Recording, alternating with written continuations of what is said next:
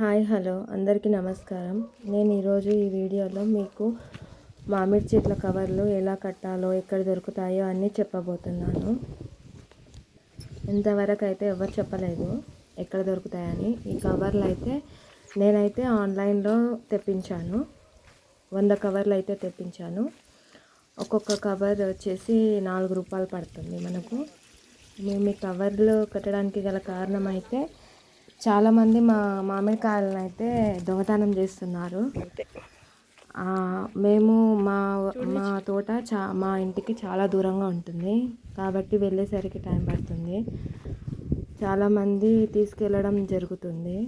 అందుకే ఎలా అయితే ఈ కవర్లు కడితేనన్నా కొంచెం కాయలు భద్రంగా ఉంటాయని కవర్లు అయితే కడుతున్నాము. అదే కాక ఈ కవర్లు కడితే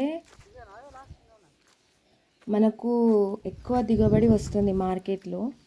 కవర్లు కట్టిన కాయలకు మార్కెట్లో అయితే ఎక్కువ రేట్లు పలుకుతుందంట. అందుకే చాలామంది ఈ కవర్లు అయితే కడుతున్నారు. మాకు ఈసారి అయితే మేము మామిడి చెట్లు నాటి 4 సంవత్సరాలు అవుతుంది. పోయిన సంవత్సరం అయితే కాపు కాసింది కానీ మేమైతే తినలేదు. ఈసారి చూడాలి, అమ్మాలనుకుంటున్నాము. కాయలు అయితే ఈసారి బాగానే పట్టింది. మేమైతే ఎలాంటి స్ప్రేలు, ఎలాంటి మందులు, ఏవి స్ప్రేస్ అయితే ఇంతవరకు అయితే ఏం వాడలేదు. ఆర్గానిక్గా పెంచుదాం అనుకున్నాము. కాయలు అయితే ఇలా ఉన్నాయి.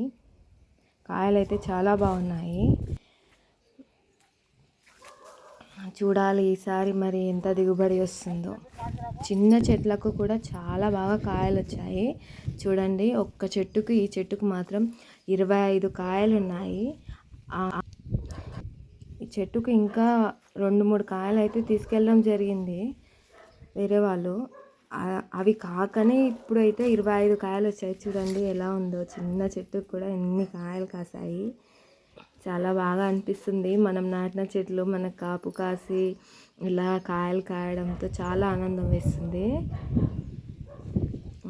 ఇవైతే ఎర్రచందనం చెట్లు.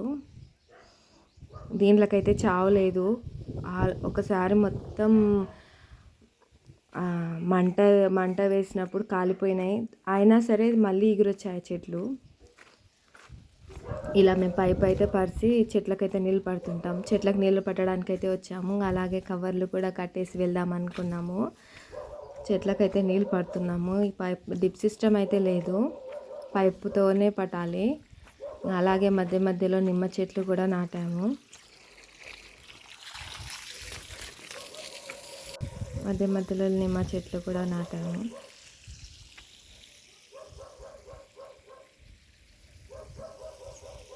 మామిడికాయలు అయితే ఈసారి అయితే పట్టడం జరిగింది.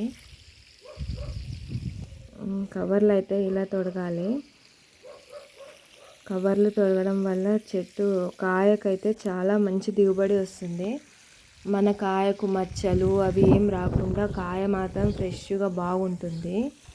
మళ్ళీ తర్వాత కాయ కోసేటప్పుడు కూడా నేను వీడియో తీసి చెప్తాను. ఇప్పుడు ఎండాకాలం అయితే వారంకి ఒకసారి అయితే మేము నీళ్ళు కడతాము. 10 రోజులకు కట్టినా ఏం కాదు, కానీ కాయలు పట్టినాయి కాబట్టి వారానికి ఒకసారి అయితే మేము నీళ్ళు పడతాము. ఆ చుట్టూ వరిచేనులు వేయడం వల్ల మధ్యలో అయితే దున్నేయడానికి ట్రాక్టర్ అయితే రాదు మాకు. వరిచేనులు వేసే ముందలైతే దున్నిచ్చాము. గడ్డ అయితే మళ్ళీ మొలిచింది. ట్రాక్టర్ చుట్టుముట్టు వరిచేనులు ఉన్నాయి కాబట్టి ట్రాక్టర్ అయితే రాదు. ఇప్పుడు మళ్ళీ వరి కోత అయిపోయాకనే ట్రాక్టర్ అయితే వస్తుంది. ఇంకా అప్పటి వరకు అయితే ఇలానే ఉంటుంది. Okay, bye friends.